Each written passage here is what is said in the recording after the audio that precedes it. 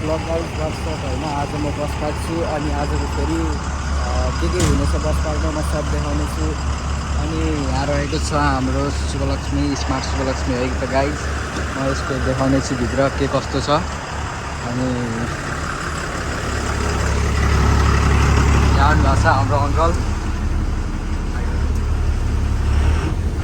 केही भनिदिनु त अङ्कल।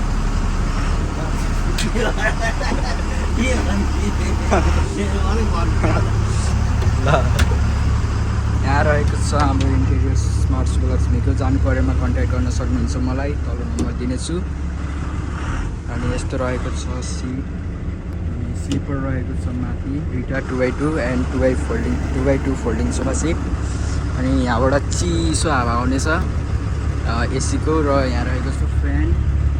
अनि यहाँ वाइफाई पनि रहेको छ, म्युजिक सिस्टम अनि टिभी अनि तपाईँहरूको सेफ्टीको लागि सिसी क्यामेरा।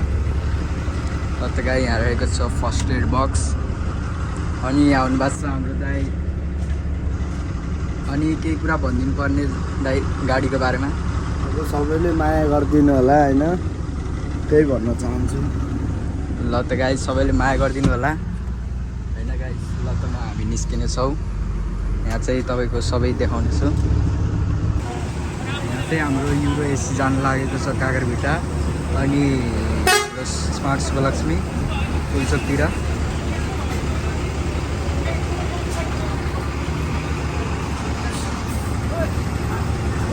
चाहिँ हाम्रो आइसरको 11 मिटर गाडी।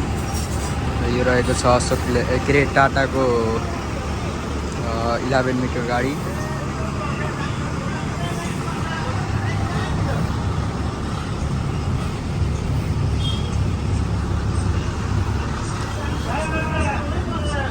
अनि यहाँ रहेको छ हाम्रो फिफा ब्युटिज।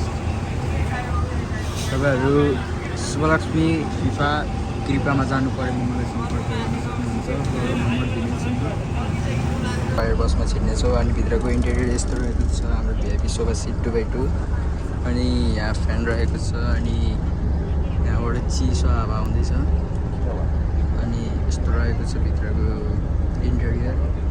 अनि वाइफाई पनि रहेको छ। यहाँ जानु परेमा मलाई सम्पर्क गर्न सक्नुहुन्छ। अनि म देखाउँछु कस्तो छ।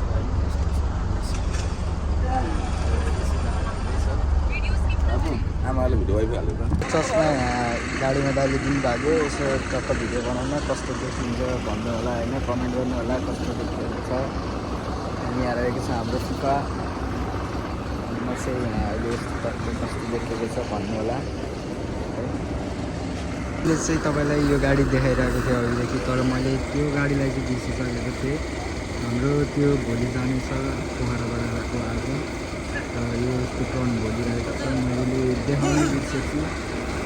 अनि यहाँ रहेको छ हाम्रो V3 अनि त्यो रहेको छ V2।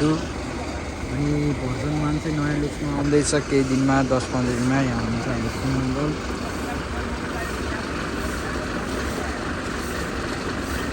हुन्छ अब गाडी हाम्रो 6:30 बजी छुट्ने समयमा तपाईँलाई टिकटकमा भिडियो हाल्नेछु। अनि त्यहाँबाट हेर्नु होला कस्तो कस्तो अब हुनेछ सबै कुरा। अनि यो चाहिँ युट्युबमा आउनेछ, तपाईँहरूले सब्सक्राइब गर्न नबिर्सिनु होला।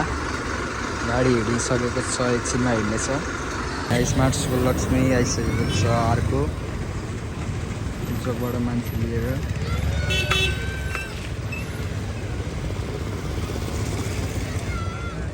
त्यहाँ एउटा सायद रुद्राक्ष रहेको छ।